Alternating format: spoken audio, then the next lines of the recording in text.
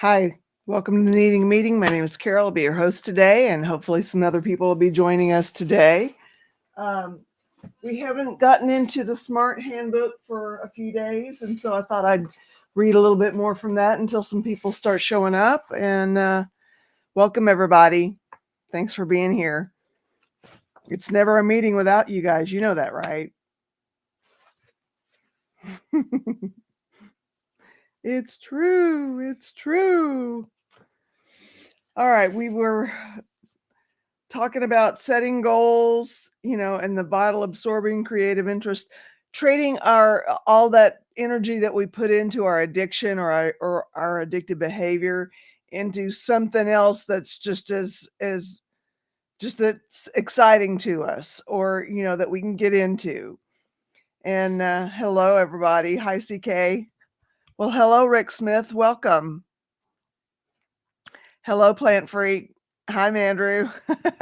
If I'm missing anybody, I apologize. Hello. And and then we talked about setting goals. And so there's an exercise here called values, goals, and planning. Establishing values, goals, and creating plans and strategies to achieve those goals are essential to all aspects of recovery, especially when creating a balanced life. Our values guide our lives, from the long-term goals we set to the day-to-day choices we make. Consciously defining and living your core values are empowering, because your values are the essence of who you are.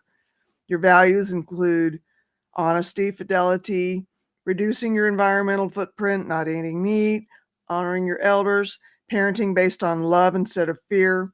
If honesty is one of your values, then one of your goals might be, if I have a lapse, I will tell somebody as quickly as I can.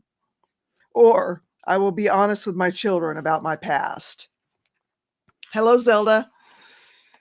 Planning will help you achieve your goals. While most of us probably haven't done a lot of planning, we were too focused on immediate gratification. It's a crucial skill to learn. If you're committed to telling the truth about a lapse, write down how you would do that and whom you would tell. If I lapse, I will tell my best friend. If my child asks about my past drug use, I will tell them what I believe is appropriate without glorifying my behavior. You'll hear people in SMART talk about the 3 Ps: patience, practice, and persistence. We could add a fourth one: planning. It's that important. Where to start? Setting a few short-term goals is a great starting place. You can set long-term goals after you set some that will benefit you now. Make sure your goals are realistic without being too hard, and don't set too many. Based on your HOV, hierarchy of values, what are the areas of your life you want to improve? Here's some ideas to get you started. Finances: save more money, pay off bills, donate to charity, maybe SMART perhaps. This might be one of your first goals if your financial situation is what motivated you to get help. Friends and family: improve relationships. Make new friends who are sober. Spend more time with your children. Many in recovery make this their first goal. Career: find a new job, improve a skill at your current job, get some on-the-job training to advance. Physical health: rebuild muscle tone, walk around the block without wheezing, go vegetarian, get more sleep. Tending to your physical health will improve your mental health too. Fun and leisure: bowling, model trains. I want to stop at the tending to your physical health will improve your mental health. You know, they shut us up in our homes, and I'm just going to go here, in 2020 and 2021. And a lot of us didn't have exercise equipment, and I believe we've got a growing mental health crisis as a result of people just being stuck in their homes. They wouldn't even, you know, give us the okay to get out and walk, even though They learn pretty quickly that if you're outside and you're 6 feet away from somebody, you're not as likely to infect anybody or be infected. And, Mhm. I hope that we get some apologies for some of that stuff because now there's an epidemic almost on pandemic level of mental health crises, you know? We didn't get out and do anything and meet with anybody, Mhm. and our world is suffering. It's not just here in the US, it's everywhere that was on lockdown.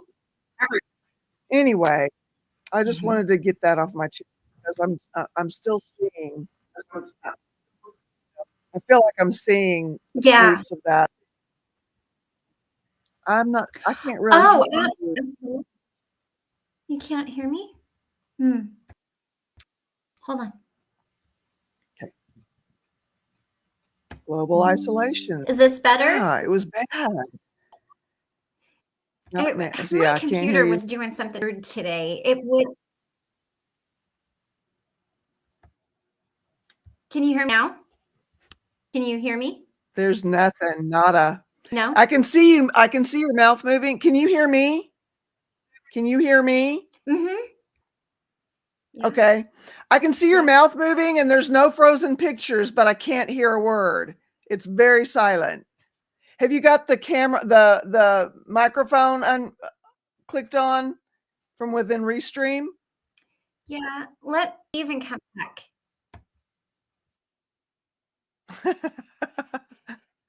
Anyway, yeah.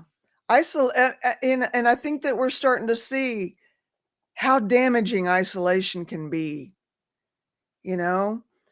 I don't feel like we can do any kind of recovery in isolation. I mean, we can stop doing a thing, whether it be drinking or using drugs or a behavior that's destructive. But how are we going to get better if we're not bouncing ideas off of each other and hear ourselves talking to somebody and hear, okay, that's crazy. You know, I'm hearing myself say something and it's dawning on me how crazy my thoughts have been because that's part of what got us in that addictive position in the beginning is these crazy thoughts running around our head and we just want some peace, want to quiet it down, want to mute it for a little while. Hello. Hello, Henny Sinkoff. Am I saying your name correctly? Welcome. Welcome. I'm glad to see you. Think mental illness has been a very, very long time. Yet I agree. It was exacerbated by being isolated. Yeah. Yeah. And I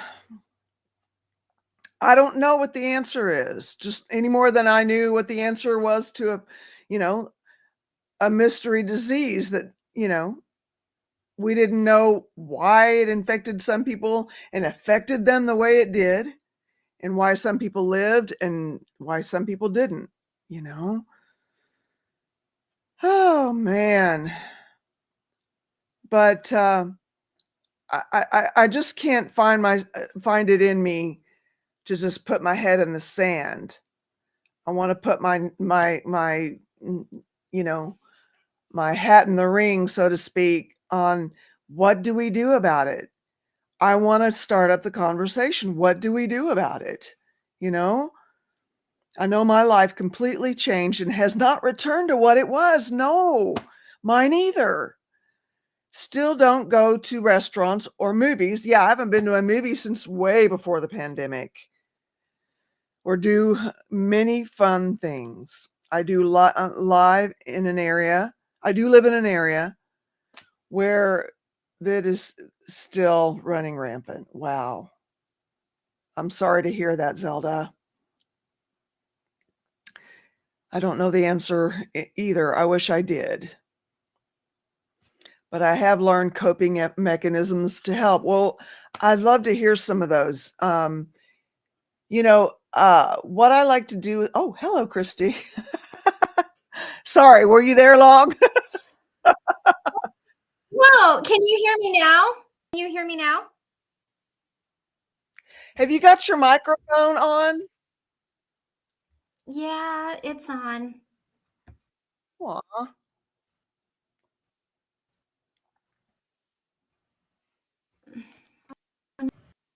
What's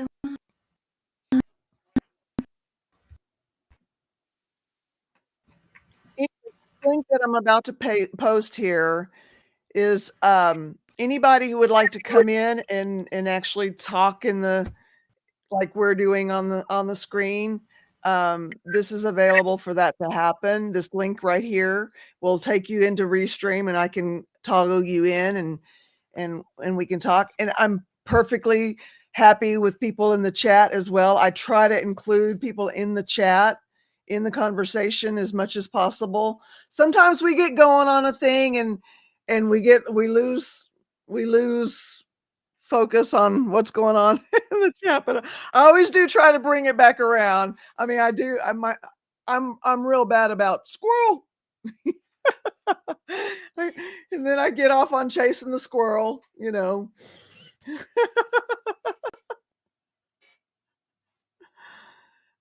Oh, okay. Awakened by the looking glasses reflection says that she could hear. Then what's going on with me? Why can't I hear? Oh, man. Wow, let's see. Okay, so I've got my volume up. Can you guys hear me?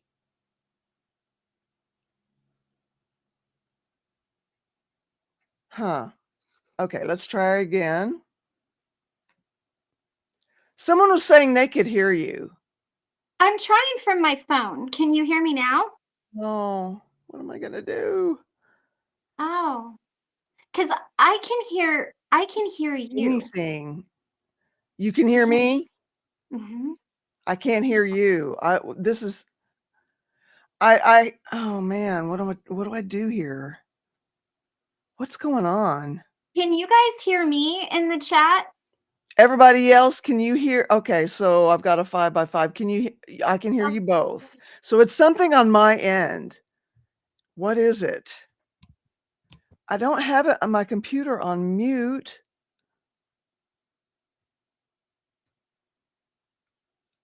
Oh man.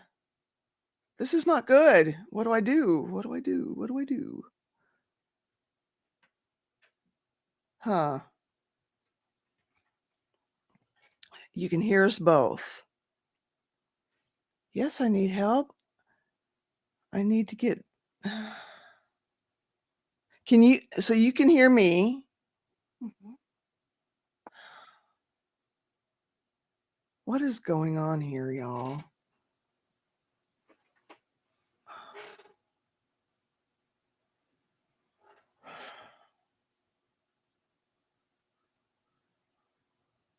Yeah. I can hear you both, perhaps, possibly a restream setting. Okay, well, I've got.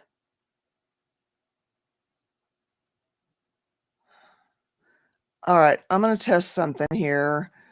I'm going to see if I can get another, if I can share a link here and see if I can hear anything. This is not good. I wonder if something's going wrong with my computer. Oh no. All right, let's see.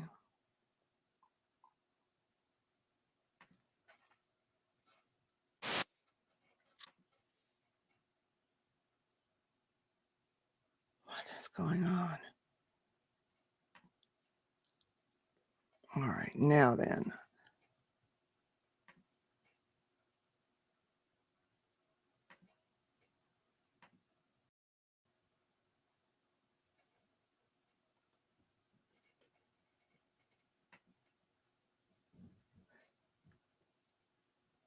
All right, let's see if I can hear Aaron here.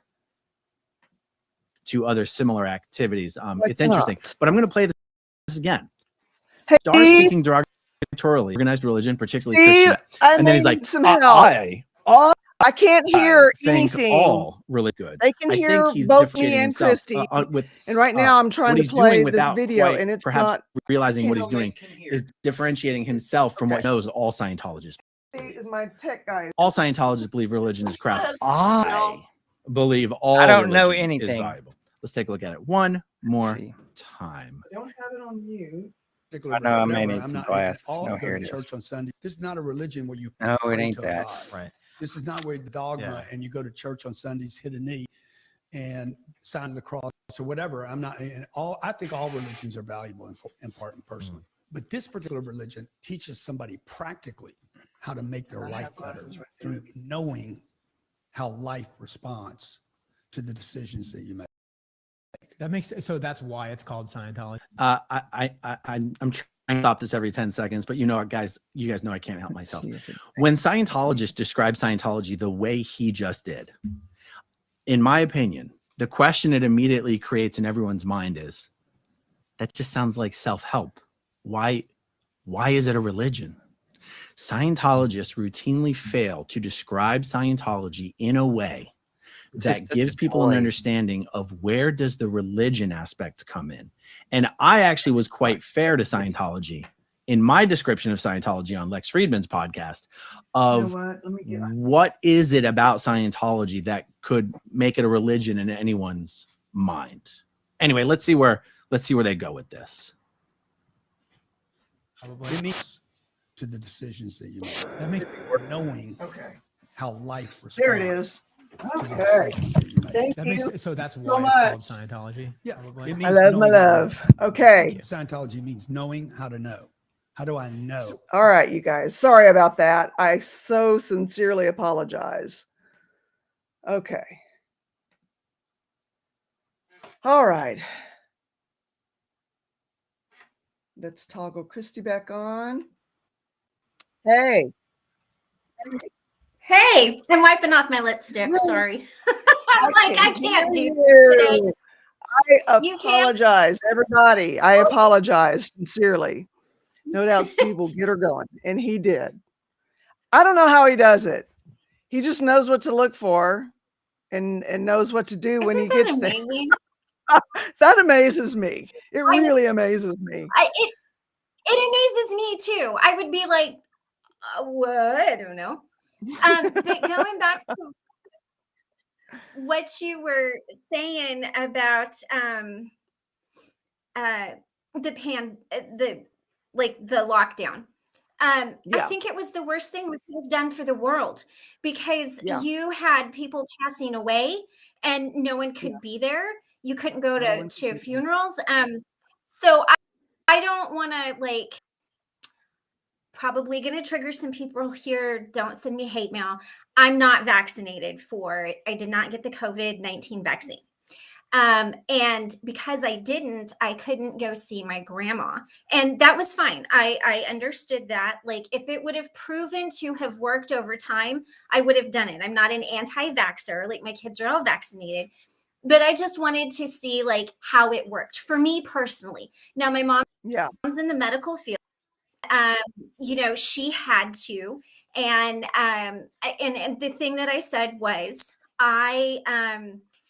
when it's proven to eradicate it, I will be the first one in line. Same. But until then, Same. it's kind of experimental, and I don't want to put Yeah. anything in my body that's not tested. It Yeah. caused a lot of upheaval, but It did. And it I couldn't probably still I does. couldn't go see. Yeah, I couldn't even go see my granny. So we were Yeah, driving that's through, what and I said, what if I just stand in the parking lot? Like, we'll stand 6 feet away. I'll put a mask on. You put a mask on. I'll wave to you, everything. She was so afraid she wouldn't do it. So I did not get to go see her before she passed, and I didn't get to go to her funeral. And literally my aunt told me, she said, because you are not vaccinated, you don't want to be the reason your granny dies. And I was like, I will never go visit her, because if she would have gotten sick, I would have gotten blamed for it. And I'm like, absolutely not. And it was so hard on her, because she couldn't see us. Because my brother, wasn't vaccinated either. And it caused even, I have an amazing family. We all get along really well, but my mom kind of gave us grief about it. And then when she came down to visit, we went to Nashville. She ended up getting COVID. And then she was like really upset because the vaccine didn't work. And I never made anybody feel bad about getting it or not getting it. Like, that's your choice. And I respect that. I'm not going to argue it with anybody. But it was hard. Yeah. And covering, having to wear a mask everywhere you went and not being able to go out to eat. Now, I was lucky. We were living in Alaska when all of that was in full force. And there was no social distancing and no masking up.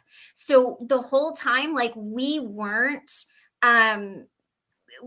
we didn't have to do all of that because we were in Alaska. When we got back to the lower 48, it was just unreal. Like, and Yeah. my mom lives in Colorado, which is really pretty liberal. And, which again is fine. It's just, it is what it is. Some states are blue, some states are red. I'm not getting political. It just is how it is. So when we got back, like, it was ridiculous what we had to do because we had spent the whole summer up there, not having to mask, not having to social distance, not having to deal with any of this. And and then we get back to Colorado and we're like, whoa.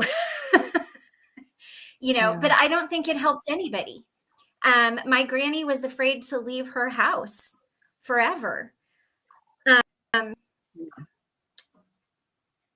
not anti-vax.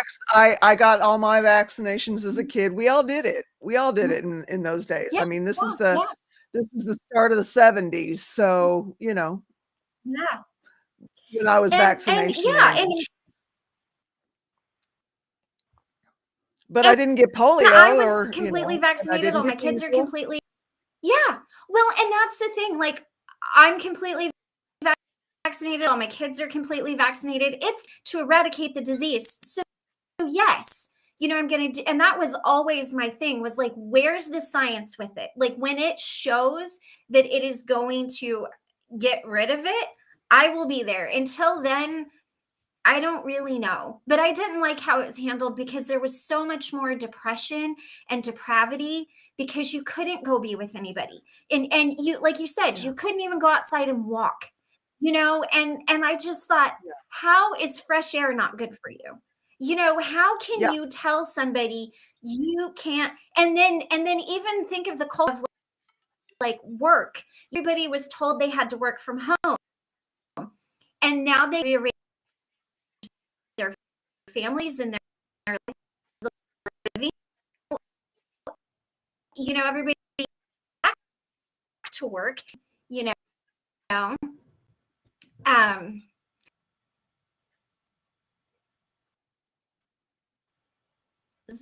am I frozen? They attributed the Misha wants to know. I just want to know why the flu was so kind as to leave us alone during that time. They attributed it to the mask wearing.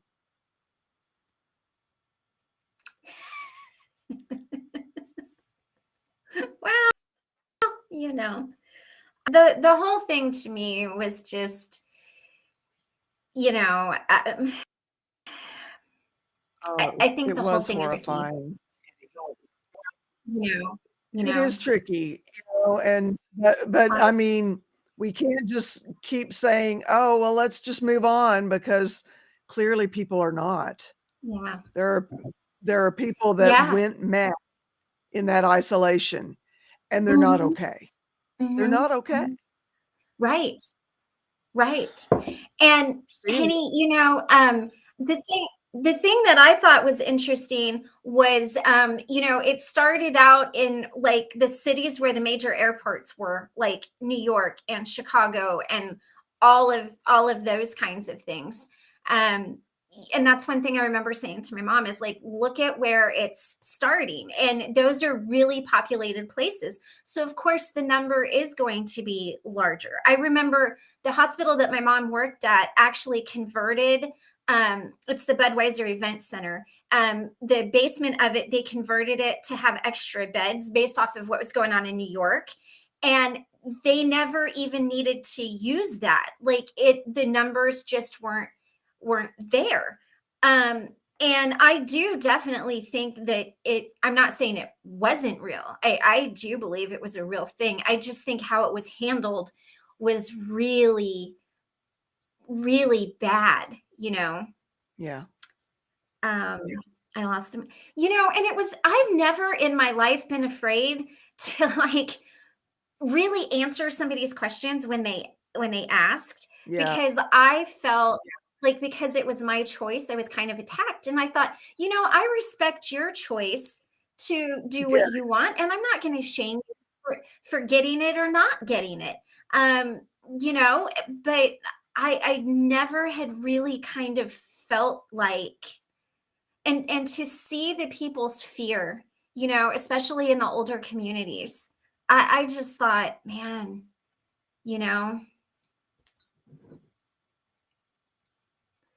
oh, Stay in the injection site. Had a heart attack right. Oh my God. mm, Oh no.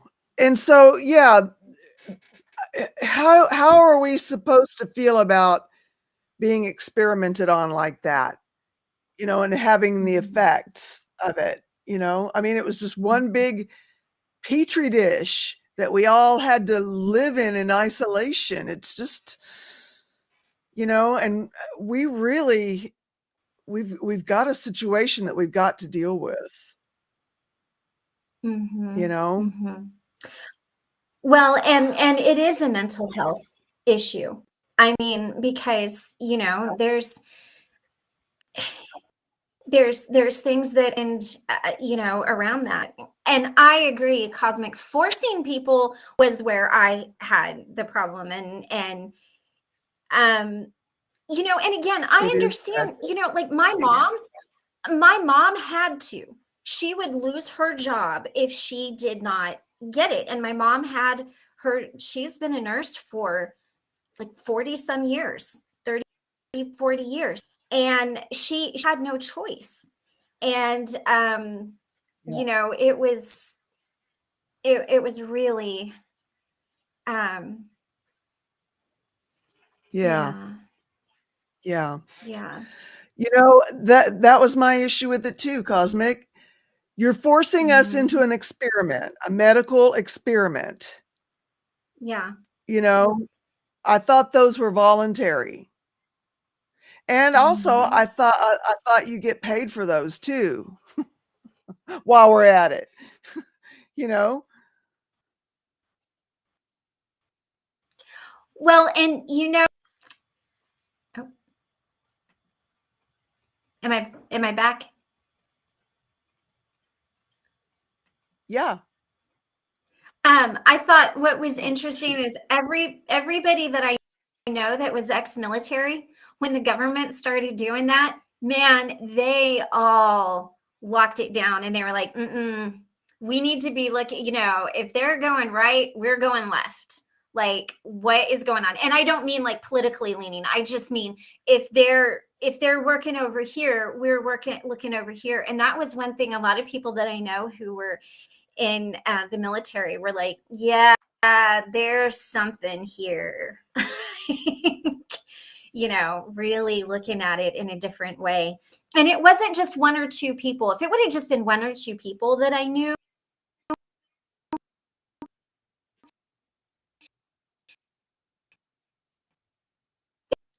that was You saying that, I'd be frozen like, a little bit. there's something, like, oh, am I back now? Yeah. Am I back? Yeah. So what I was saying was, my husband and everybody that I know that was military, when they started doing this, they're like, no, there's something else. What's going on? And, I mean, I'm not a conspiracy theorist, but everybody that I knew, I'm not either.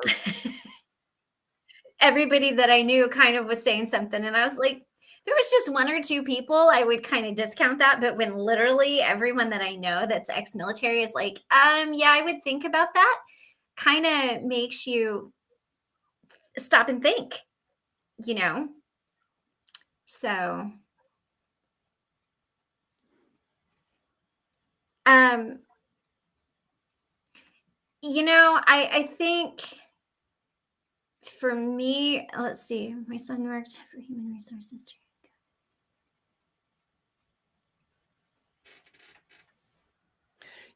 I'm not.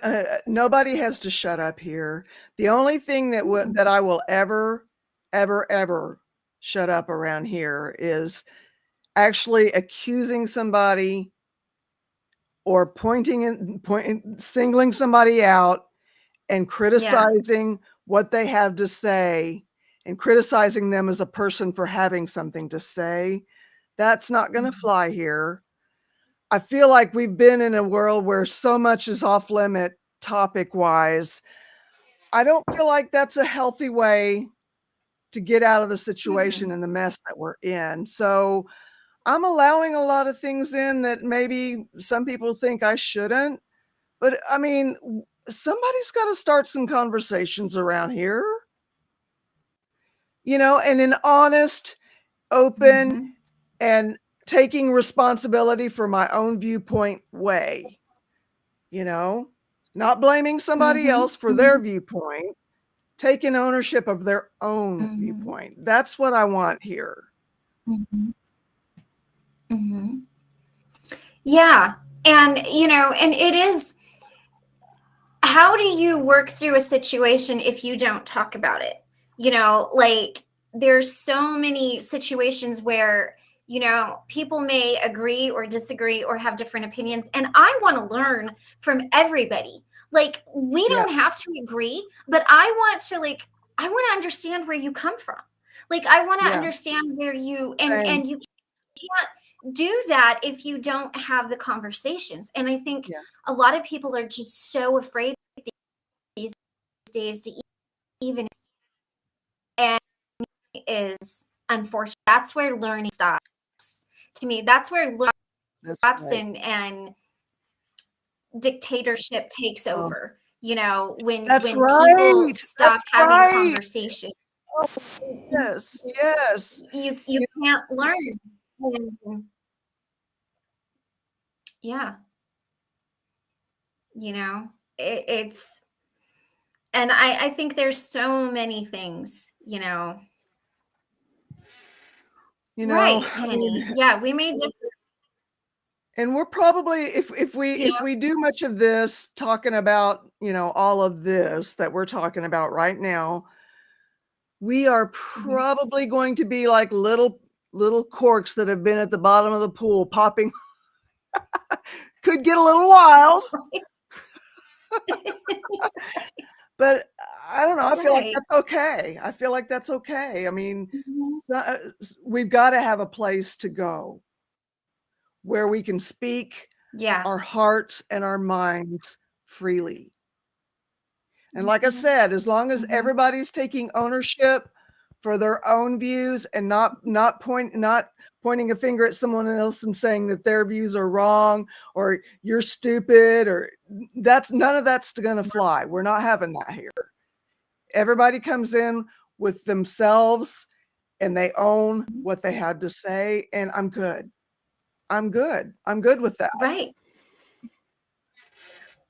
Well, and it's, like I said, it's how you learn, and it's interesting. It's interesting to see other people's opinions. It's like I talked about, talking to the Mormon preacher about, why do you believe this? We weren't trying to change each other's minds. We weren't trying to, I just really wanted to know, like, why? Yeah. And I wanted to interrupt here. I have a feeling, CK, that how knowing too much means that you experience too much, and I'm so sorry for that. I'm sorry that you've been going through all that you have. I really am. Yeah. Well, and to be clear, I did get it 3 times. And the Really? first time that I got it, it was so I couldn't smell, I couldn't taste, and everything smelled like rotten milk. Like, I mean, it was just, and I was sick. Um, and so the first time I got it, it was bad. It was really pretty bad. But I've had it 3 different times, and I stayed in the house. I didn't go around people. I mean, I did everything I was supposed to do. I was working at the time, and I didn't go back until it said I could. I mean, I was respectful, that I got it, but man, oh Lord, it was not fun. Yeah. I mean, but Yeah. um my husband, I'll be honest, Michael is a huge conspiracy theorist. He goes down some rabbit holes that you would not believe. And it's a lot of me sorting out what he finds. I'm just I'm like, okay, hold on, and I think, was it Misha who said she was the president of the Tin Foil Hat Society or something? Like, if you're the president, he's the founder. Like, but it's always interesting what he comes up with, and some of it I'm like, oh, okay. And then other things of it, I'm like, yes. And if, other things I'm like, oh, okay. And some things I'm like, but is it? I But mean, I haven't so, said as much, but I got the initial vaccination, the 2-parter. I think it was the Moderna. uh-huh. And Mhm. and here we are a few months later, and they're asking us to get boosters. And I'm like, wait a Mhm. minute. People are getting vaccinated and they're still dying of COVID. Yeah. My stance was, okay, fool me once, shame on me, or shame on Mhm. you. Wait, Mhm. Yeah, fool me that's right. once, Shame on shame on you. me, No, fool me once, shame on shame on you. Fool you, me fool me twice, twice, shame on shame me. on That's you. Yeah. yeah. Yeah. That and I just was like, with the booster, I'm just gonna wait and see. Mhm. I'm just gonna Mhm. wait and see. Yeah. People are still dying, having had all the shots when they were supposed to have them, all the Right. boosters when they were supposed to have them. And I'm like, huh, Mhm. you're really going to force this on us? Well, and Zelda, It's just I'm glad with pressure, that you know? yeah, and I mean, if you were high risk and your doctor's like, "Hey, you need this," like, I'm so glad you did that. You know what I mean? Like, I'm never gonna knock anybody for that, ever. And I'm glad, because I'm glad that you didn't get it and you didn't get the original strain. Because that was pretty brutal. But I mean, again, if you're a doctor's like, medically you need to do this, then do it, and I support you in it. I am never gonna come at anybody. But I'm not a high risk person, Okay. so All righty. But I also had the luxury of being way, way out in the country, where yeah. if I didn't have to go out, I did have Mhm. groceries delivered a few times, and, and I just made them Mhm. leave it I didn't even open the door for them, you Yeah. know. Yeah. So I was pretty,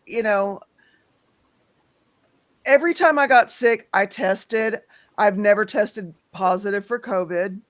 So I've Mhm. been very careful, you Mhm. know, but Yeah. there's only so careful you can be. Yeah. Well, Well, I had to get it. cosmically. Oh, sorry. Oh Yeah, I no, had I to was get just it gonna say, because what do you think? oh no, you go. No, I was just gonna say, what do you think about all of this? I was gonna ask you. I'm pro vaccine, all that sort of Yeah. stuff. Like I got it and all that sort of stuff, but I'm not getting any more because Yeah. I've got long Mhm. COVID and Yeah. I just don't feel like it's beneficial anyway for Yeah. me. Yeah. I'm quite high Mhm. risk. I've got heart problems and all that sort of stuff. It's just like at this point, like Yeah. If it comes for me, it comes for me. I haven't actually got it again. I've only had it once, so I've been pretty lucky. But I'm kind of a hermit anyway, so I don't really go to any areas in my little town. It's pretty quiet. So, and I get my that, best friend see. tried her hardest to get it off me, and she couldn't catch it. And I'm just like, you don't want this, because I had it for like 12 weeks, so I had a pretty hardcore case. So I feel like that's Yeah. built up my immunity to it, because I feel like immune system kind of does help. So, Yeah. and I don't get sick very often. So me getting this sick, but ever since I've had COVID, I've been sick a lot. So my doctor, and they're not really doing many studies on long COVID, but they're finding that people who've had Epstein-Barr virus are more likely to have caught COVID. So, Okay. you know, there's like I've gone Yeah, I into didn't the even rabbit know what hole of I've heard the term kind of here and there, but I don't even know what that is. Is it a virus as well? I think it's a form of mono. Okay. Yeah. So I'm only just, I've managed to have some sausagen, and so I'm finally feeling better and not That's shaky good. or That's yeah. good. Oh, thank So goodness. yeah, That's so, amazing. yeah, Good. the brain fog's clearing up. So I've gone into some studies and stuff as well. But Christy, as you were saying about people in the military, one of my best friends, she's American and from the American military, and she's gone full, like, she's one of the smartest people I know, and she's gone full down the rabbit hole of conspiracies and all that sort of stuff. And Oh, but you know what? Oh, yeah. what did they we expect? have What did they expect? They set up exactly, a and perfect storm for that very thing to happen. yeah, but you know what? We have opposing views, but it does not mean, like, she can think what she thinks, and we talk about it calmly, rationally, and you know, we don't have arguments. I sit there and I talk about my views. She sits there, she talks about her views, and it's calm. We don't argue. You know, we just agree to disagree, and it's not, you know, we're still best friends. You know, it's not gonna change anything. You know, and I understand why she thinks why she thinks. She understands why I think what I think, and I just don't understand why. I can understand why it ruins some people, because people get so heated up about it, you know. Yeah. But if you stay calm and rational and understand why people are coming at it from where they're coming at it from, you know, it doesn't need to ruin anything. It doesn't need to know. ruin anything. I can take a step back and go, oh yeah, I can see that. You know, I may not ultimately decide that I agree with it, but I can hear it, and I can consider it, and I can appreciate it for what it is, and appreciate that that's that your experience has led you to the place where you are with it, and I'm good. I'm good with that. You know. Yeah. Right. And it's just and she's also We can't lose that. We can't lose the ability to have a conversation with each other. And yeah, like, you know, and I think that's where it's gone.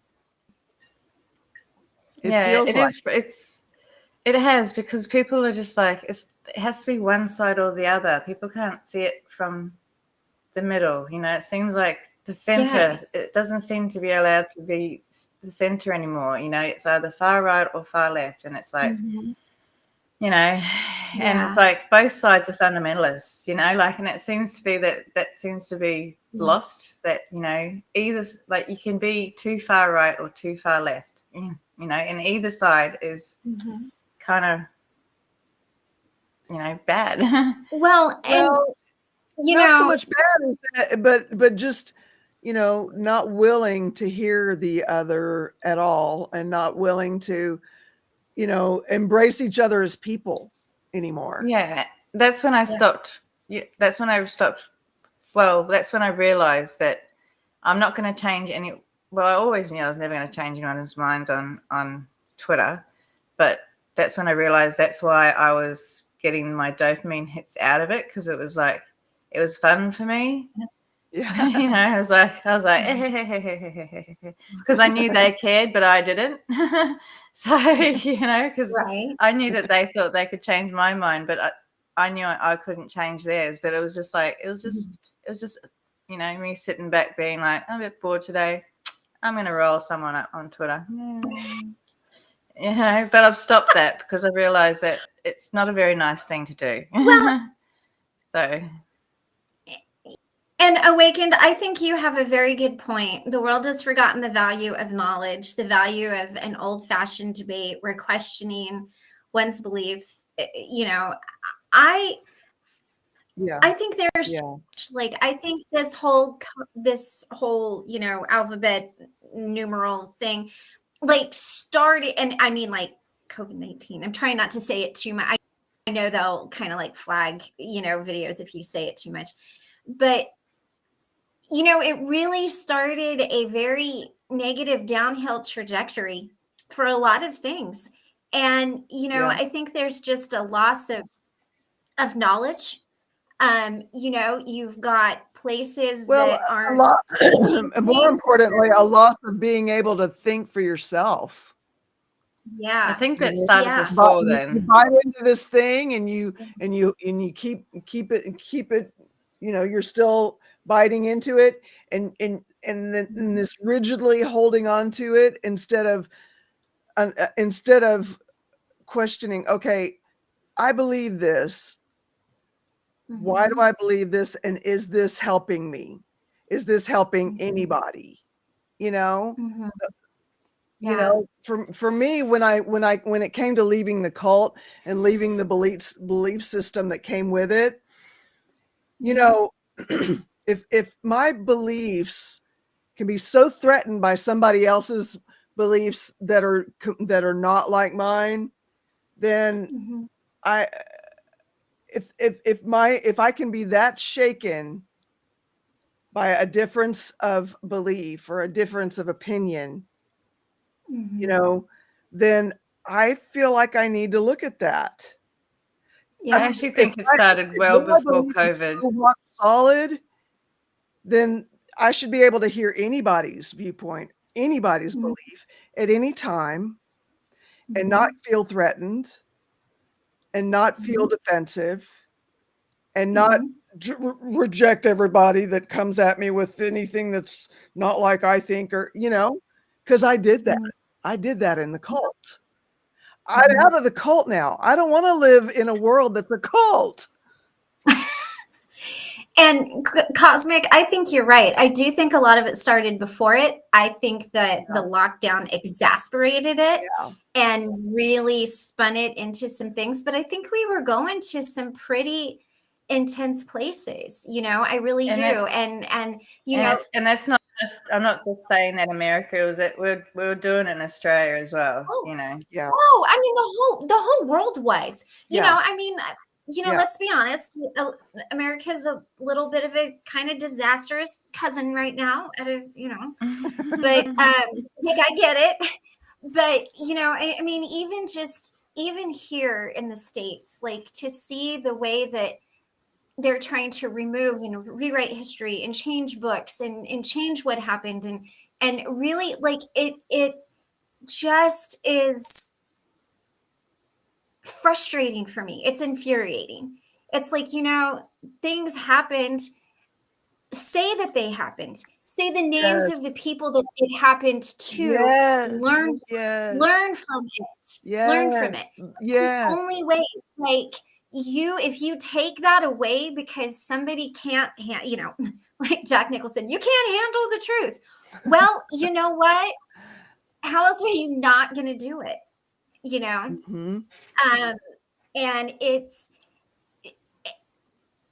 and I just look at things and I think, man, you know, like how far have the mighty fallen, you know, really, like to just try to change things.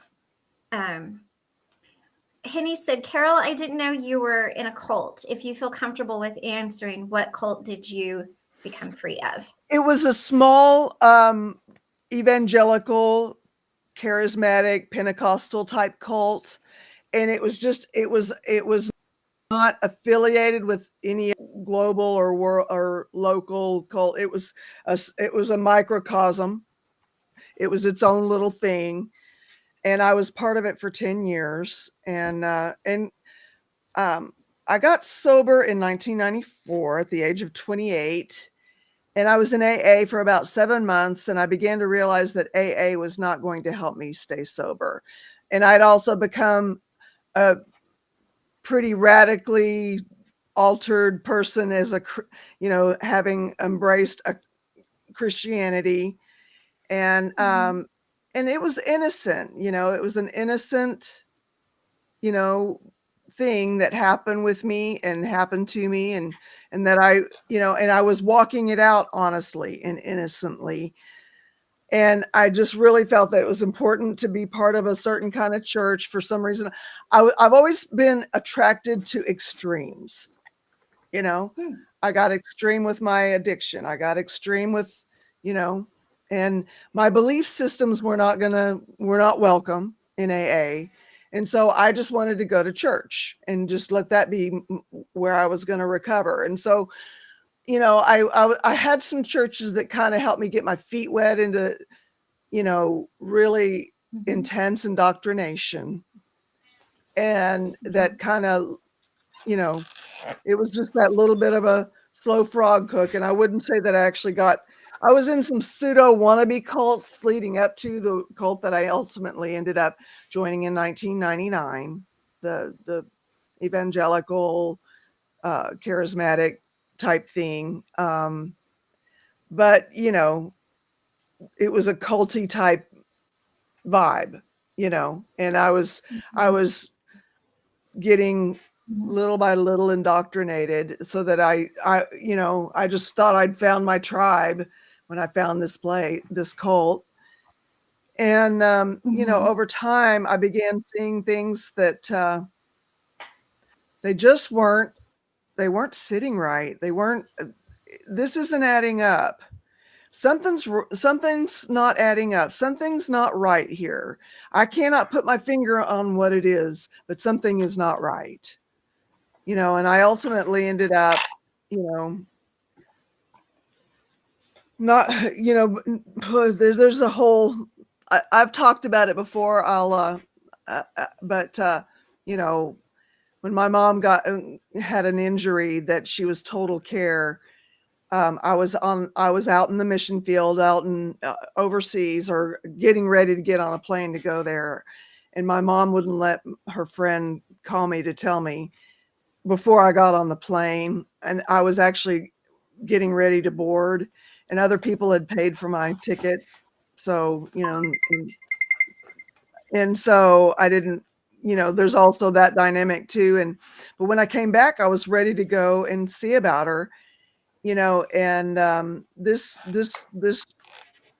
pastor, for lack of a better pseudonym, was saying, he was really crafty at being able to ask the right questions to steer you around to the way he wanted you to go, but yet making you think the whole while that you made that decision for yourself and that you were thinking for yourself, And he was really good at that. He's very cunning. And he's like, so what do you think you can do for her? I'm like, what do you mean? What? She's my mom. I can, anything that she needs. What do you mean? She's in the hospital, And I did not go to see about it. And, I knew it was wrong then. I knew it was wrong more so as time went on, and I just thought, as time went on, I just thought, okay, you got that one. You're not getting another one. If she gets sick again, I'm gone. You're a little garbly. In California, so there was some distance there, and so when it came to her, she was facing open heart surgery, bypass surgery. It was that whole thing all over again. Like, well, what do you think you're going to be able to do for her? It's like, it doesn't matter. I'm going, and he's doing his little spin doctor thing. And I said to him, I said, you know what? being in your church is a lot like being in an abusive relationship. And that's something I know quite a lot about because I grew up with a brother who used to physically and emotionally abuse me. And we had 11 years age difference. He was 11 years older. And so, you know, and he's trying to steer the conversation another way, but I know he heard me say it. He probably put it out of his mind as quickly as it came, but I just sat there on the phone with him. I said what I said, you know, in my attitude and I'm like, I said it. You heard it. I'm standing by it. You know it. Yeah. And so that's when I was able to leave. It's like I flew out to be with Mom during the surgery, and then I flew back to get my car and put my stuff in storage there in California because at that time it was just going to be a family medical leave of absence for my job, which I had a great job. And I ended up staying with her for over a year because, you know, she was 82 when she had her open heart surgery. And she wasn't just going to just jump off of the operating table and start running. You know, Right. it was going to be a long process. And there were some other things that were starting to kick in. And so that's how I left. And after the year, and it was clear that my mom was going to be able to get her life back, or it looked that way. I had a decision to make. Am I going to go back to California where the cult is, or am I going to go back to Northwest Arkansas where I'm from? You know, and I decided to go back to Northwest Arkansas. And anyway, that's it in a nutshell. Wow. How old was I when into the cult? I was in my 30s. Let's see. I was born in 1965, and that was 1999 when I went in. I did turn 45 in the cult. I remember I turned 40 in the cult. I turned 45 in the cult. And yeah. Somebody else is here. Hello, Awakened. Hi. Right. I didn't want to hear everything. Now I even forgot what I was going to say.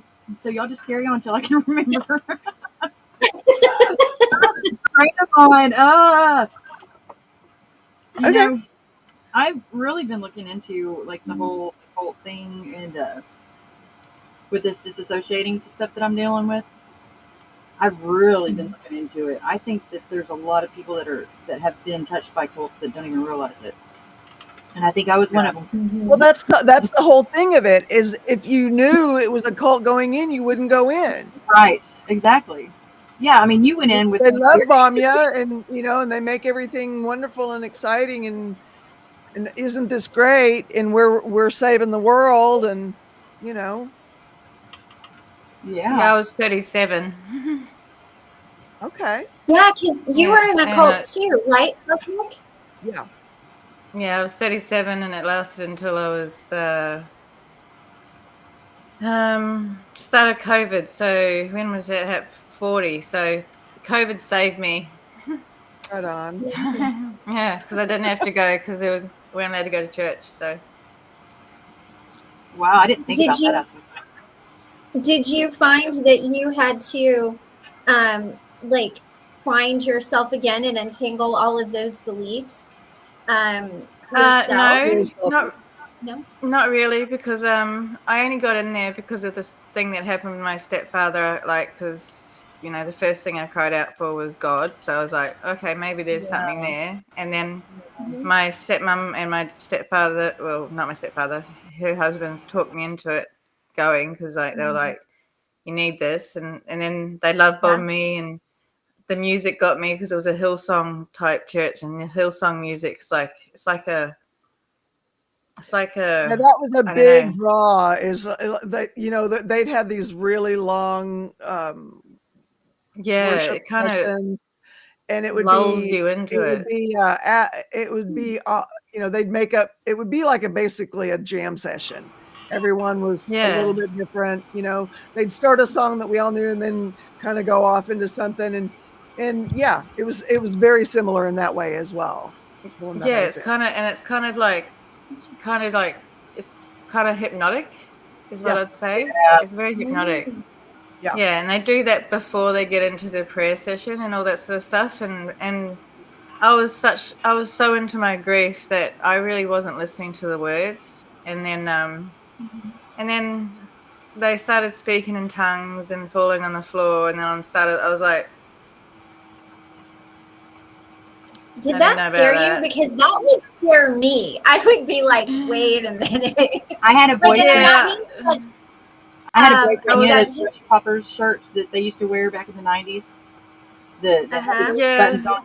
Okay, the cowboy shirts. yeah. I had a boyfriend who Yeah, went yeah. to church with us one time, and by the time the service was over, and it was only like an hour-long service, every single one of his buttons were off of his shirt. He was chewing them. He was so freaked out. He was freaked out. Yeah. Pentecostal Church of God, It- so I didn't know anything different. I was just like, well, what is your problem? I mean, we're in church. You said you've been to church before. Yeah, I had no clue. But yeah, it was funny watching him. I was like, okay. Yeah, well, see, at first I didn't notice because I was so wrapped up in grief. I was so wrapped up in my own grief. I would be like tear. I would just have my eyes shut and tears, and then I started noticing, and I'd be like, and then I'd hear the speaking in tongues. I'd be like, all right, people do what they do. It's fine. Yeah. And then my mother did Yeah. it, my stepmother, and I'm like, okay, I think I'm in a cult. And then they So said something about LGBT people, and my daughter was there. I never Yeah, made that her was go in. that mine did too, and it bothered me because I thought, there could be anybody sitting in this congregation right now who's struggling with that, and they're just getting shame just heaped on them. Glass houses. That's where I really started having trouble, Glass because Yeah, well, my I had people before I ever joined the cult that had been kinder to me than any Christian ever that was in my inner circle. I mean, not I had people that were kind to me, but not in the gracious, open, loving way that Genuine. people, in the LGBT community. Um, and but they couldn't be as open because we were in a cult, and you had to offer your brain had to, you had to do all the mental gymnastics and not get out of the cult speak and the culture of the cult to have anything real, Yeah. Well, see, and I never made my daughter go inside because she never had to do what I had to do. It was my choice, So, but she always had to be within 20 meters of me because of the trauma we had gone through. So she sat outside, listened to her headphones and all that sort of stuff. But as soon as they said that, I'm like, nah, not for me. But because my mum was helping me, teach me to drive and all that sort of stuff, I kind of had to go because she guilt tripped me every week. But then I started to say, I'm too sick, can't go. And then COVID came along, and I'm like, woo, thanks, China.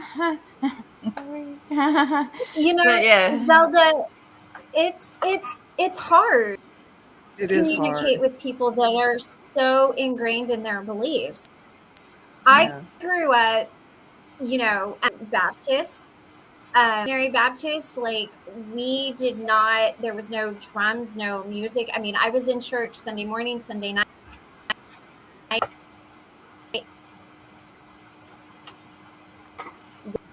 Wednesday, I went to every youth.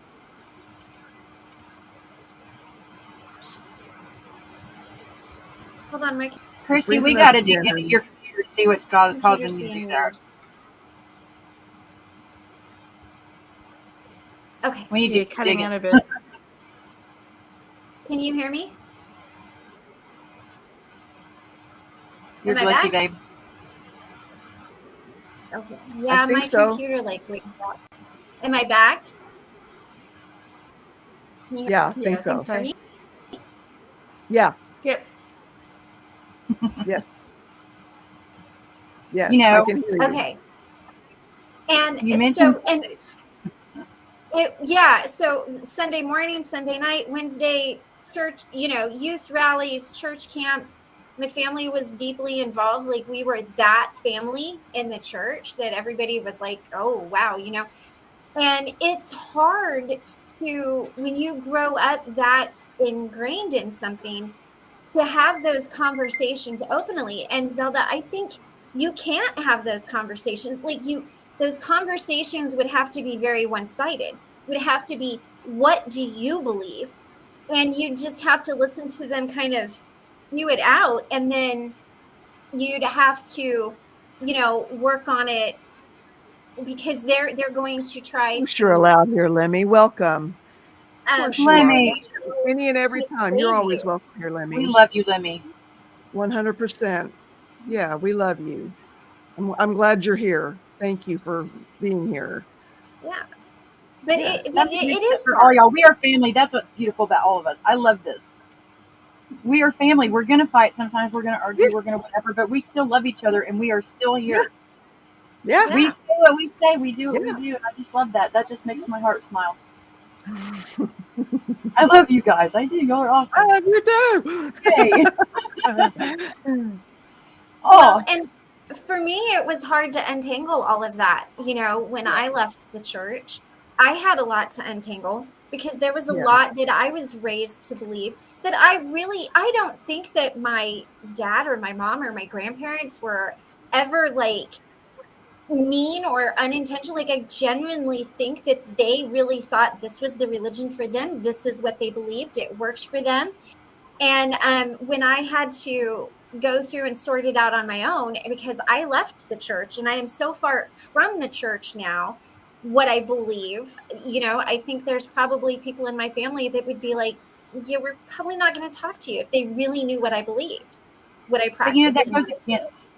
that goes against that whole thing of what, and it's all used as tools. It's breaking people away from the true meaning, the true reasons, Yeah. and the true what we are. And I was going to ask Christy when she was talking about them talking in tongues, how did that make you feel in your gut? Whenever Cosmic Christy, how'd that make you feel in your gut when it started doing that? When they were talking in the tongues, did it make you feel any sort of way? It gave me the heebie-jeebies because I grew You up feel that way, like and it makes you being wonder why. And that's my thing. I was raised in that. I really didn't think nothing of it, but I never got a great feeling on it. Church camp came around. Everybody, I mean, there were thousands of people there, and everybody got in their little huddles, and they all tried to get us to do that.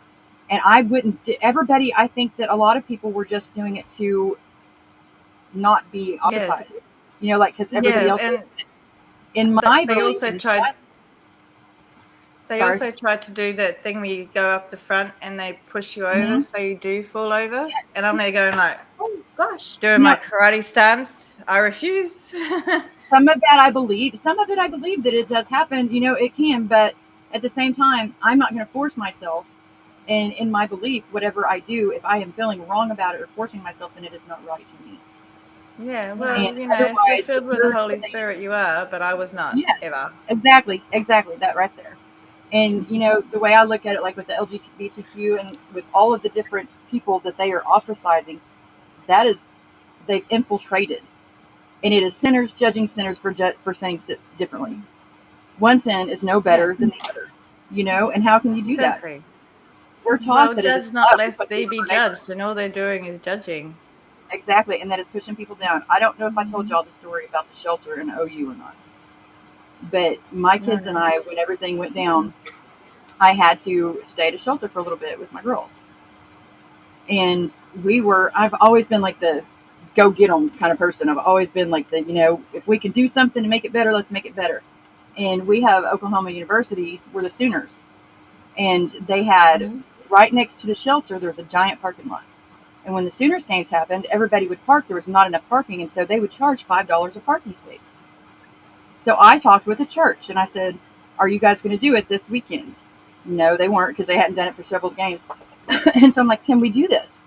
We can give you guys some of it, or whatever. Can we do this and raise some money for the shelter?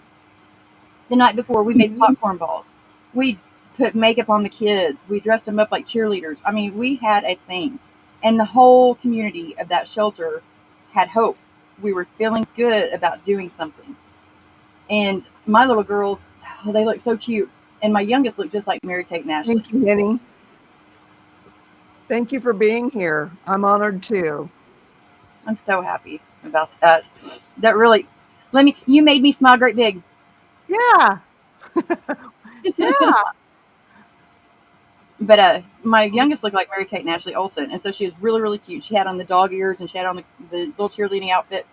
And this lady from the church comes up to us, and she is so angry and so mad. She says, "Who is running this?"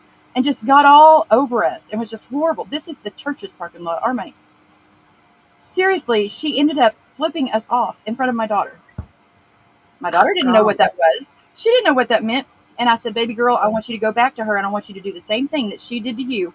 I want you to do that to her and say, what does that mean?" We are, what does that mean? That woman was a Did she? representative. She was, yeah, she was a representative for the church, and she was acting like that to a bunch of people who had no or very little hope, and they wanted to believe in something, and there was something good going on. Yeah. And she had to come in and throw her weight around. How does that make you feel, lady? Because that's not reasoning. And, I will say this. My mom found a lot of comfort in her church after my dad died. So I do think that religion has a place for people. And I do think when it is healthy, I think that it can be so positive and so many people get so much out of it. Yeah. And I do think everything has its healthy side and its unhealthy side. Exactly. And I think you do have to be mindful of that. But I so respect my mom and my brother and my sister-in-law and the kids. And that's kind of why I don't really talk much about what I believe, because they would see it as something that it's not, but they would see it as not biblical. And I probably wouldn't be, they would make that choice to not be around me, not because they're in a cult, but because that's how serious they take the Bible and what they believe. How do you doubt what you're not supposed to ever doubt? But how do I not question what I believe in? If I believe in it so much, it cannot be proven any other way. And so that's, I will say this: my brother did question his faith. He explored Taoism. He went through it all, and he came back to the religion that we were raised in because we talked about it. And he said, "I went through everything. All of them." Because he's like, just because mom and dad raised us that way doesn't mean that's what I believe. And he worked out in his self, and I'm so proud of him that is what he believes. That is truly, when you talk to my brother, he can talk on any religion that you want. Wow. With knowledge and compassion and understanding. But he came back to that because that's truly what he believed. And he is confident in that. He can truly believe it and not have any qualms. Yes. And my mom is as well, and I just, I went a different way. And, but I respect that because I know that they would see how I believe as maybe not really being in line with what they believe, and I respect that. So we just don't talk about it. It's not one of those like avoidance things. That's just, I think they know that I'm probably a little witchy in what I believe.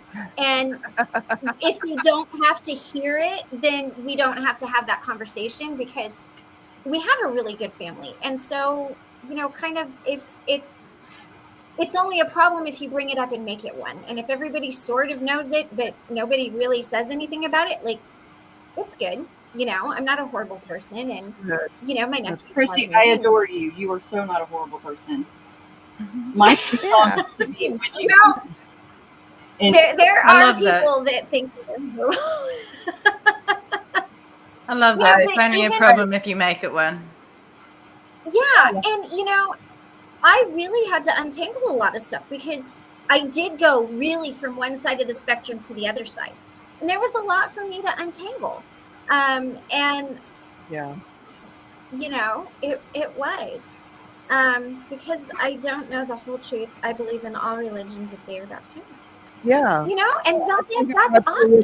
Zelda, if my beliefs are not helping me be kind toward another person, then I really need to look at what I believe and why. Yeah.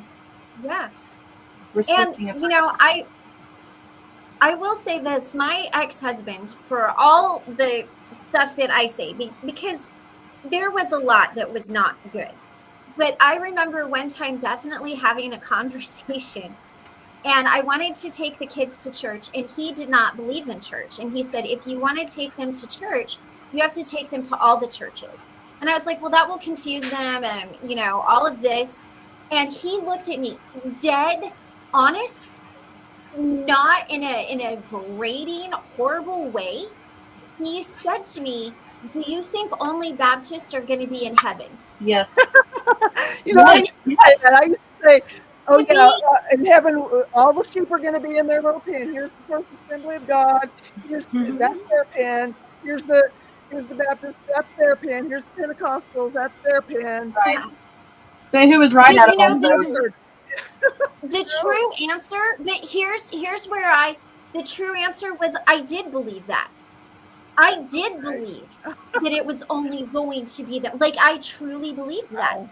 Then as I got older And and that's had funny different because every experiences, other religion that believes that about themselves. yeah, They're the only ones that are the yeah, true ones. that And are gonna be so, there. you know, what are we going to do when we get there and we're all the true ones and we're all there? You know, Right. Kind of goes down to, Well, again, the 1984 thing.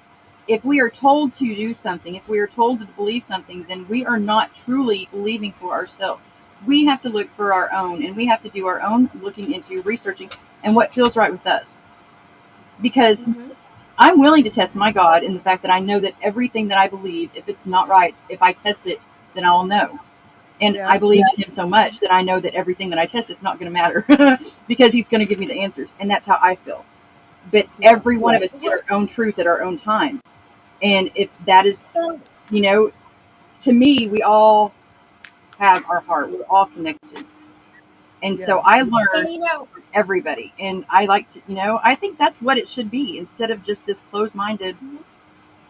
Because who out of the Pentecostals, the Baptists, and all those that are up there in those different hands, which one of them are right? Yeah. right. Okay. These guys are convinced they're right. I'm convinced I'm right. These guys are over here are convinced. So who is right? Right. Well, you know, here's the funny thing. My husband, Michael, is actually very agnostic. He is not, you know, he's not an atheist, but he's very agnostic. I would say he's very much on that line. And it's when we first got married, I still, you know, was kind of in the Baptist church, and I was like, I gotta save you. And then I'll have to share the story about my spiritual awakening sometime. It happened in Yeah. Aberdeen, I would love Washington. that. It was really it was really intense, very like freaked me out for days. And when I finally started untangling it, the two people that I went to was Michael because he was agnostic, and my brother because you couldn't get more opposite than that. And there was one person that I went to, and I was like, "What do you think about this? What do you think about this? What do you think about that?" And you know, all of them kind of said the same thing in a different way about what had happened to me. Isn't it though? And Michael was the one that really ended up helping me untangle it. And he was so supportive in me like finding this new path. And that and one of my other friends who kind of helped me. But the cool thing is, and the reason that I say I think my brother knows I'm a little witchy is because he was always giving me feathers. You know, he'd be like, "Oh, I found these feathers. I found these feathers. I found, you know, like this really cool like rock for you, you know." And I can wear so drops. you know, yeah, I mean, I think he kind of is like, here, I'm not gonna own it, but I get it. Like, here you Right. go. And I thought Mhm. that was kind of cool, you know. Yeah. So, Yeah. but I Good always to thought believe that when in support. people didn't believe what I believe, and but they were supportive, and they would do yeah, something kind for me that they Yes. thought that would bless me in essence, you know, and yeah, yeah. things like that make a difference, you know. I mean, it helped me stay human, you Yeah. know. Well, and I You know, think it teaches us to be accepting. When we can accept other people's beliefs, we're always constantly like, accept other people's skin colors and their sexuality, which you should. I'm not saying like don't accept, but then it's like you get to the religion part of it, and it's like a hard stop. No, don't accept that. If it's not exactly what you believe, like hard stop. Don't listen to anything. And it's interesting. again, I It, think that is all tools. I think it's all tools to separate, divide us, and take us away from the real truth. And it's that is the essence of all of this. Is the truth. It's hard to take sides for people. I don't want to take one side or the other, especially if yeah, it's people I love, because there's always three sides. There's your side, there's my side, and then there's the truth, which is in the middle. It's how we Yeah. perceive it, and that is the same with every single one of us. We have our own truths. And how are we going to expect anybody to want to do anything that we're doing or to even consider listening to us if we are being, nobody wants to hug a cactus, right. And so if you are being just judgmental and horrible to this person, why do I want to come to your side? Mhm. Lead with Well, love. and It's in no, and in Native American spirituality, actually, they believe that there's like four sides. They believe that there's a lot of different sides to things. And so I don't ever try to, I try to have a very healthy view when I look at things. I don't ever try to see things as just two-sided, and not even sometimes even just three-sided. Like, I mean, I try to walk around it, and right. circle it. And I'm like, okay, what does this side look like? What's this side? What's that? And that's the thing about me, is that I can see all of that. And sometimes Mhm. it's really It's a good. And then blessing and a curse. and then sometimes you end up with the BMW story, right? And you're Right. like, "Arr, Right. not I a have one. good." It's not a BMW, but I have a story like that one of these days. I'll share it. And that's what's Well, cool about being us who too. Is there's so many of us that have so much to share. We will never be able to run out of stuff to talk about. There's so Right. many being people. being who I am, I have the ability to see things from a lot of different perspectives, which sometimes makes me freeze because I can't make a decision because I'm like, Right. how can I It's hard. like Yeah. yeah like I can see it from so many different perspectives. How can I make a choice? Because like which one is the right one? Because I can see it from so many, like which one's the right one, because there's so Yeah. many different choices that can be made. And I can still respect where the people are coming from that are still in the we'll just call it an organization for now, that I left, because their Does it still exist? their sincerity shown through, they Right. were just being capitalized on because they were sincere, and they were, and sincerely wanting to help and make a difference, and And those kind of people are taken advantage of and used by the people that don't have those feelings. that's And right. that's what causes everything like that to go bad. That's Is right. the one or two people that just don't have the feelings, don't have the heart, the compassion. And they'll take advantage of us every day of the week. Yep. I remembered why I was getting on here. Okay. We were talking about the Google, or I was, anyways, about Google getting all of the media ever known in existence. They're trying to get one giant library of all of it, right? And so I was watching this thing today or yesterday, and I was just blown away. And Bradley comes back and he's just looking at me. He's like, "What is wrong with you?" And I have this, my mouth is open. I'm just like in freak out mode because I didn't realize. And I want to ask you guys, what is the first day of the week? Monday. I was always taught it was Sunday, Me too. but I And mean, so I've always thought it was Sunday. I've never ever considered anything else. And so I'm watching this thing and it's talking about how there's a 1775 Bible and it says that the first day of the week is Sunday. I'm like, what is so wrong with that? That is the first day. Y'all, I had no idea that so many people didn't think that. That is our perceptions. Oh my goodness. Was I right? Well, I mean, I guess we're all right in whatever we believe with it because I was always told Sunday and I never knew that anybody doubted that. That's how I am 48 years old and had no clue that other people thought otherwise. So you could be right. We don't know. I always start it off as Monday. Yeah, Monday's my first day of the week. Isn't that just crazy? And so I wanted to share that. Right on. Yeah. I've had meetings. That's what it is on my iPad and my iPhone anyway. So It just shows up in there like that. See, I I have changed it to that. Hang on, I'll just check. Hang on, I just have to find my calendar. I keep losing it. I have so much that I've lost. I have honestly, I have 3 different desktops open right now on my computer. I have at least 20 to 30 tabs on every single window. No, at it's least Sunday on this one. I think it's no, but Monday is how I start my calendar in my mind. I start it on Monday. It just blew me away. It really, really did. That we are walking right beside people and have no idea which shoe they put on first, which day they start their week of, but we think we've got the right to judge somebody on what they do. Right. It just blew me away. So I had to share that.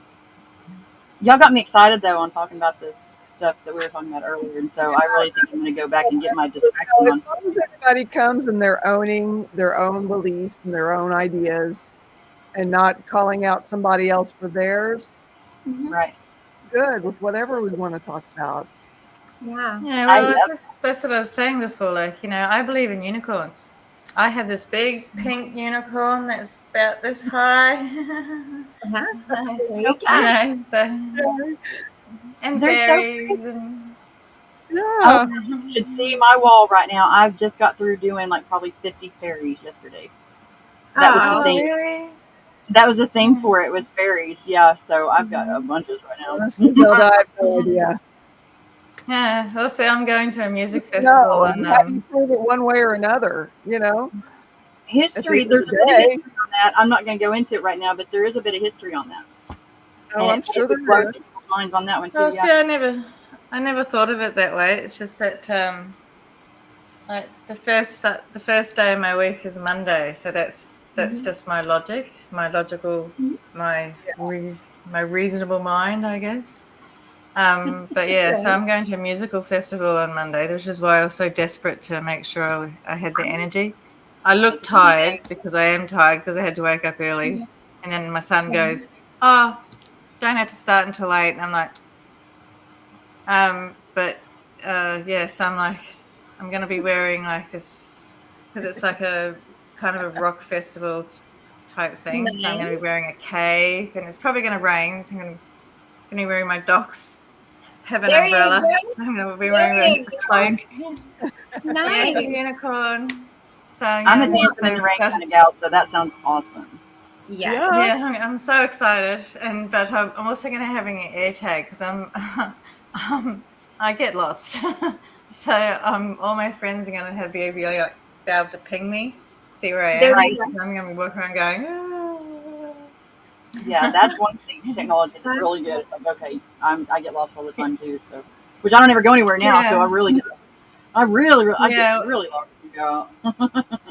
Well, see, I'm also a bit averse to loud noises. So I'll be taking these because they're noise cancelling.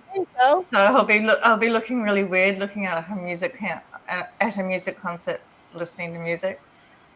But it's right. I don't care what anyone thinks. You're gonna rock. You're gonna look so adorable. I can feeling that way. So there's that. Now, it's all right. Does your sustenance that you're drinking, does it taste good enough that you can drink a couple of them? Like you're good with that? Yeah. See, the first one. Sorry for TMI, because I was so excited to be like, oh, I've got one. I drank it really fast and I threw it up. Oh, so right. and then because I had to have a shower and and then I nearly passed out in the shower. So then I had to turn it onto cold real quick to stop that. Hi, Steve. Hey, Steve. And there he is. So and then I was like, all right. Then I remember because I was like, I think I might have to go to hospital because this is not okay because it was going to come up to the 8th day, and that's the longest ever. Mhm. And so I made out a plan for myself. I was like, all right, I'll take a Maxilon, which is a anti-nausea medication. Mhm. And so I took one of those, and then I gave it an hour, and then I sipped I just took small sips because my stomach hasn't had anything in it for a while, so I had to get used to Right. it. So I took Yes. small sips over like, an hour or so. And then my son made a pasta bake, and I had like a tiny amount of that. So that's actual solids, which my stomach was Yeah. like, "What are you doing?" But yeah, so I'm doing it, and I'm just going to continuously have sausage and sips over, the next few days to see how I go. But I'm feeling Yeah. better. I'm not shaking, so I know I'm not having So withdrawals. happy to hear that. Yeah. Oh, wow. So yeah, Gosh. doing well. So I yeah, heard it feels. something. I heard something cosmic that made me think of you. Now, I don't know that it would work, not work, whatever. I just heard it. And what this person said was it was specifically around like not eating. And they said, treat yourself like you're a child. Would you permit a child to only like eat a little bit or not eat something? And I thought I would share that with you because I don't know if that would help or not, but I thought that's a really interesting way to look at it. Now I understand it's much more complicated than that, but I thought that's maybe a good way to get out of your head. And I just wanted to share it with you. I think what you're doing is wonderful, but they're like, if you look at yourself as a child and you have like, like treat yourself as you would a child, would you allow a child to? Now again, I understand it's more complicated than that. I'm not trying to make light of it, but I thought I would share it with you. Maybe it's something you could journal about or think on, and maybe it doesn't apply at all, but I thought it was an Oh, yeah, interesting no. way to approach anything. No, I think you're exactly right. Like, because I'm like, come on now, because I was actually thinking on the way back from the driving my son home today, like, because people keep telling me to eat, Yeah. and I'm like, every time someone tells me to eat, I'm like, no, and I'm like, I've Yeah. got to stop doing There's that. that PDA again. Well, and honestly, as someone who was there, that is the most frustrating thing to hear. Really. Yeah. I mean, it's Yeah. like, I mean, If it I were that don't know. simple, do you not think that it would be happening? I mean, It would be Yeah, like but telling an but alcoholic don't drink, Did you jump for like, them? no, it's not that easy. Thank you. I I was like, understand. but as I was driving home, I was like, I've got to stop being so ridiculous, because everyone's just trying to care for me. They're not trying to. They're not trying to be that's bossy. I'm just Aw. I'm just being ridiculous.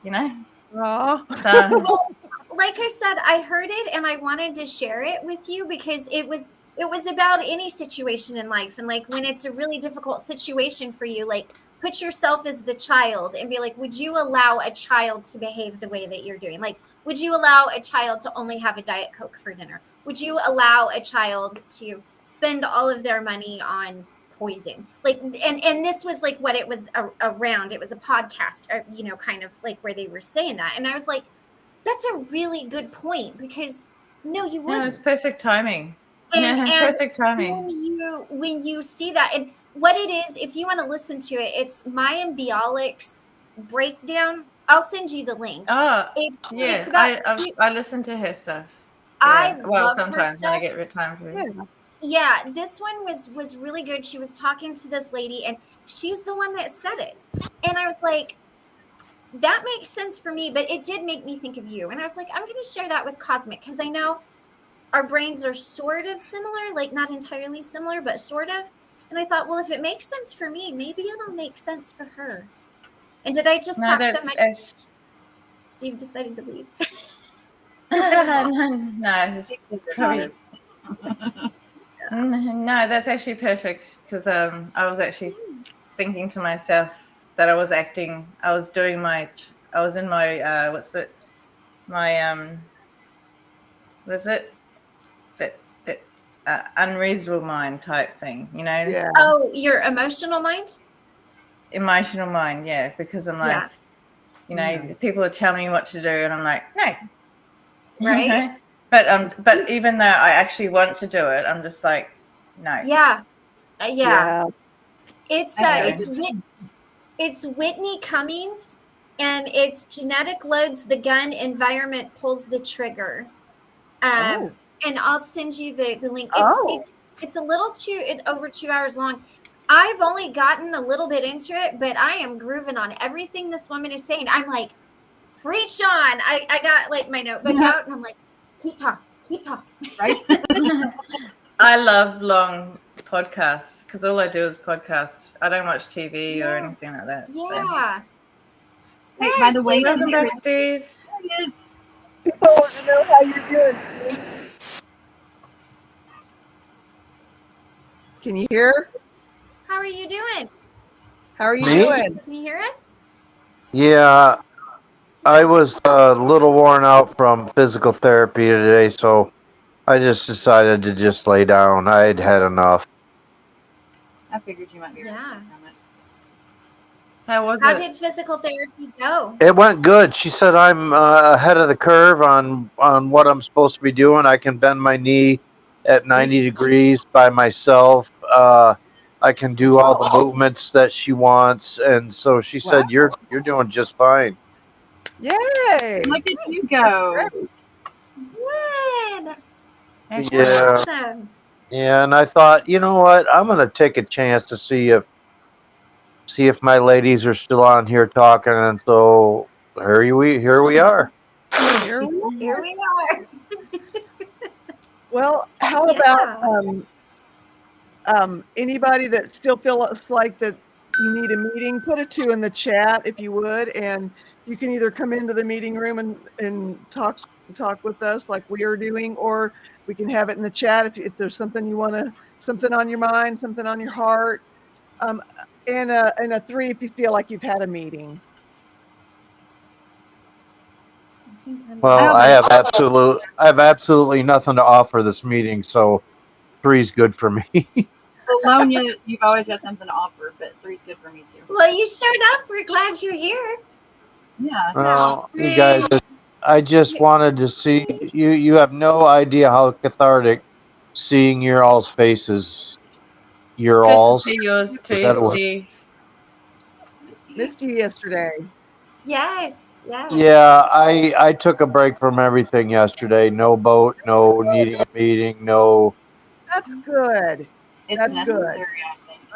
I'm glad you're able to, you know, be honest with yourself about when you need that. Yeah. That's good. Yeah. Yeah. I can't find it on the app, but I'm Well, a 3 too. Actually, maybe it wasn't me. It was Vicky saying maybe you need to take a break today. Yeah. Oh, good for Vicky. Yeah. Yeah. She's You a guys, keeper. you guys have no idea how lucky I am. I mean, maybe you do, but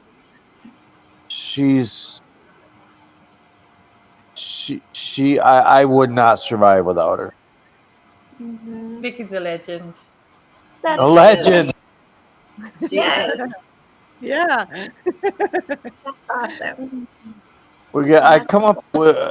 I say she's a pit bull, but It's an Aussie term. we got to come up with something I love a little more ladylike than pit bull, but it's the same idea. Mama pit bull. We're female too. Yeah. Yeah. I love pit bulls. They're loyal, Yeah, beautiful. they're very Yeah. loyal. They're very sweet. They're misunderstood as all Very- get Yes, out. definitely. And that's not their I mean, fault. she can. It's not No, their it's fault. not. She What's can that, be Christy? She can be a fellow hobbit. She can be a fellow hobbit if she wants, if that's more appropriate. Oh, she would love that. She would, she'd be my Rosie Cotton. That's who she'd be. There you go. Aw. I love it. Yeah. So, you know. Hey, Sarah. Hi, Sarah. Hi. There she is. How's it going? Good. I'm just tired. You look So, great. I Well, gotta say, Sarah, I love your red glasses. Thank I know. I was you. just thinking. I have Very suit cool. bags under my eyes. Who remembers Sally Jesse Raphael? I remember. Oh yeah. That was her thing, was the red sunglass or the red glasses. Yeah, yours are more cool though. The design and stuff. Yeah. Yeah. How's everybody? Good. How are you? Good. I kind of like my knee locked up on me today, so it Uh-oh. like, won't bend all the way. That's a little obnoxious. But Ooh. the Are joy- you putting ice or anything or heat on it or anything like that? Or I just got home and got off of it. I got a fire burning, and then I just need to fix dinner. And I thought I'd pop on here and see and have a meeting. Oh yes, that's right. That's what I need. That's what I've got right there. I've got ice above and below. Right there. Oh, the joys of getting old. Yeah, the golden years aren't so golden. It's not all what they advertise in the brochures. No. They're frozen. Well, you guys, I'm sorry I popped in so late, but I just wanted to see you all's faces and I'm glad you did. just let you know that I'm still alive and nothing's wrong. I'm just a little tired. Mm. Yeah. Miss is still here? I still hear you. Just can't see my face. Okay. Did we talk earlier? Yesterday, last night we did. Yesterday? Okay. Yep. See, all my days are blending together. Oh, right. Mine do too. Mine have, since being home all the time, it's horrible. I'm thinking it's What is Saturday, today? like Tuesday. I heard Yeah. the trash truck this morning. I'm like, that. what, on a Saturday? Wednesday. It's Wednesday. And see, we time travel too, so that gets me even more confused. Right? Yes. Yes. All I right. love Well, when Chrissy comes on because she's in the next day and it's like, we made it. Yay. Yeah. yeah, all right. Well, don't tell me what happened because I want to be surprised. One more in the books. I wanted to show you real quick the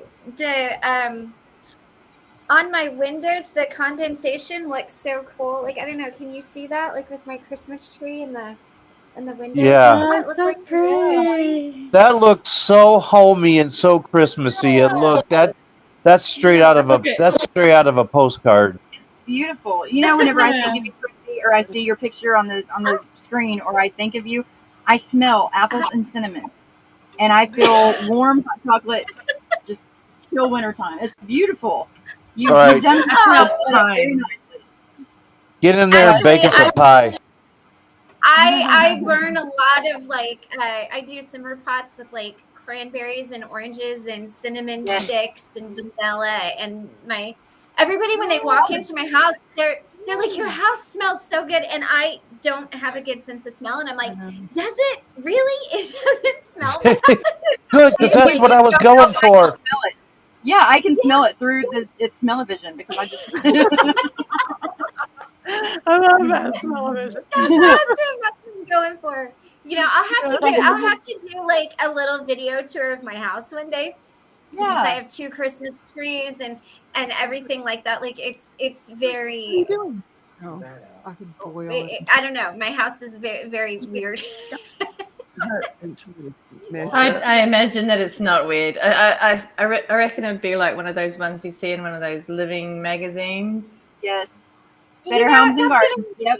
Tells me they're like, Christy, your house is like Norman Rockwell Christmas, and I'm like, It is.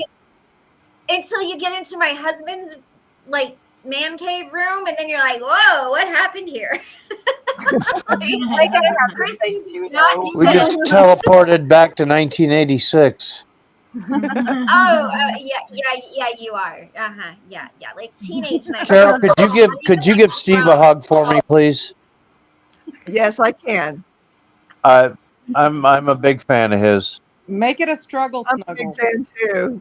He's the reason that we're able to have a meeting because he got my computer all figured out. I wasn't able to hear anything or anybody, and I was getting panicky.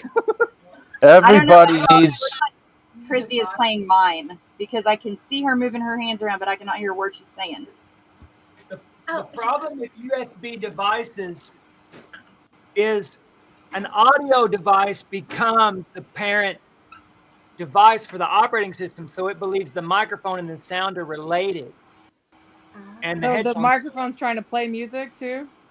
Well, as far as the software is concerned, initially computers had hardware that was on the data bus, that it wasn't in the peripherals like USB. So anything audio went to a set of hardware that had a driver. It didn't have to think about interacting with throwing it down other pipeways.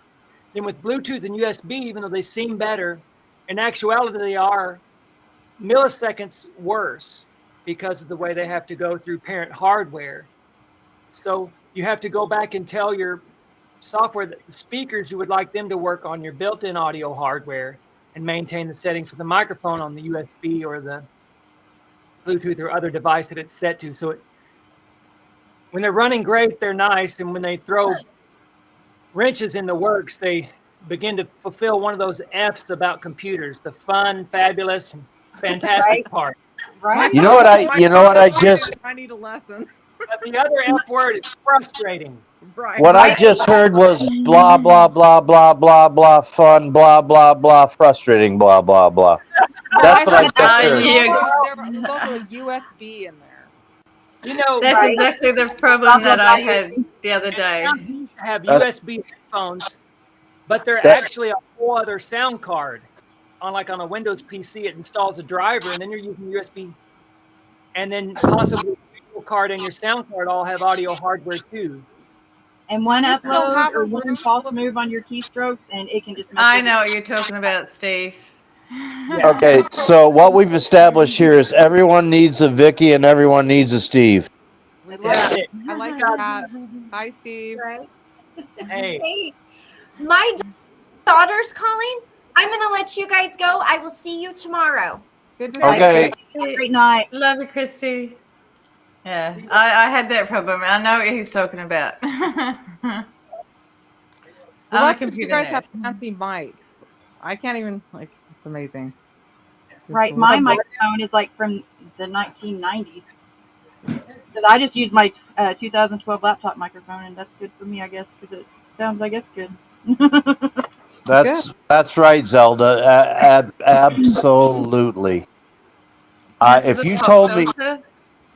that you could run your computer with a frog on a hamster wheel, I would try it because I don't know any better. Well, he- it's almost possible, but it'd be a whole lot of work. My computer's got like fancy lights, and I've got like a big screen. Oh my gosh! Oh, this is like my son. My son has like Gaming mode. double monitors. Do you have two monitors or just one? No, my 65 inch is big enough. That's what I was gonna say. I had at one time I had 3, and then I had the big screen too. Yeah, the And big now screen's it's more big enough. necessary because I can't see. I'm so blind. Yeah, Mm. well, I've got 2 65 screens, and the other one's down there for other people to watch. How is your stomach doing today? I know you probably answered, but how are you feeling today? Much better. I'm keeping up. Actually, I better go get another one from the fridge. But yeah, I didn't do so well on the first one. I drank it too quickly, so I wasn't used to it. But the second one I took a lot slower. And yeah, as long as I do it slowly. I even had some solid food yesterday. Oh, good. Oh, wow. So That's amazing. yeah, Good. Really good. yeah. So, but I and guess Tommy my has the husband- same thing. Yeah, it's the longer you take it, the longer I left it, and it's never been this long, and it's not doing it on purpose. It's not like a intentional thing. So No. it's just a Yeah. yeah. So but because I was almost going to go to the hospital last night. So Oh, I gotta say, your Because, thumbnail, Carol, looks a lot like what it looks like outside my bedroom window right now. Oh, wow. Yeah, there's Oh, not really? quite as much snow, but there's enough to make the branches bend. I'm so Can you do me a jealous. favor? Can you do me a favor, Steve? Yeah. Can you keep it your way? Don't let it come back further south. I didn't Carol hear. I'll probably like some, but I don't want any. Yeah. Well, I've I never didn't hear done what snow. I didn't hear what she said. Keep your snow. Oh, yeah. No, I will, especially if that means I can go ice fishing. I will. Oh my goodness. Me and my housemate are both from New Zealand, and so we're gonna go back to New Zealand, and he's gonna see his family, and I'm gonna see my mum Oh, nice. during the winter. So I can go see the snow and all that sort of stuff, and yeah, so yeah, it's gonna be exciting. Well, if anybody wants to visit, we have 2 pull-out couches. It's a bit further to Right. That way. America. This is just like our house is just like an Airbnb, except you don't have to pay for it. They'll leave the light on for you. That's right. Where do you What was live, that? Steve? What's that? Where do you live, Steve? Flint, Michigan. Ooh, Michigan. Ah, that's cold. Yeah. Yeah. think about where that is. Up by the Great Let's Lakes just- by Canada. Yeah, it is. Okay. Near Canada. That's how I said We- Canada. Okay, lovelies, I've got to get to because I've got 30 minutes to get my picture in. Okay. Yes. All right. And I need to go down and have a bit of a sleep because Okay. as you All can right. see, I'm very tired. I'm sorry I kept you guys. You're fine. No, you didn't. I'm glad I got to see Guys, you. I popped in and said, "Hey." Probably gonna have a hard time figuring out how to wind it down anyway, I think. Yeah. Let's if Bye. it's okay, we can just because we don't have Christy here for box breathing, so we can just serenity our way out. Or I was thinking about maybe just trying to just do some box breathing and a huzzah. Okay. Do it. Okay. Okay, that sounds good. So this will be my first attempt at walking us through deep breathing, but shake everything out, and we'll take one good deep breath in, hold for count of 4, and then breathe out, count of 4. Okay, ready? Breathe in, hold, breathe out, breathe in, hold, and breathe out.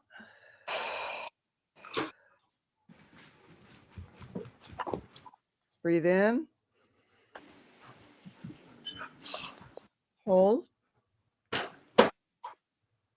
and breathe out. Huzzah! Huzzah! Ah, Okay, ladies. thank Okay. you. Thank you for being here. Thank you, Carol. Thank you, Steve. Appreciate it. Thanks for showing up. I'm glad you were here. I'll try to keep popping in, even if I'm late.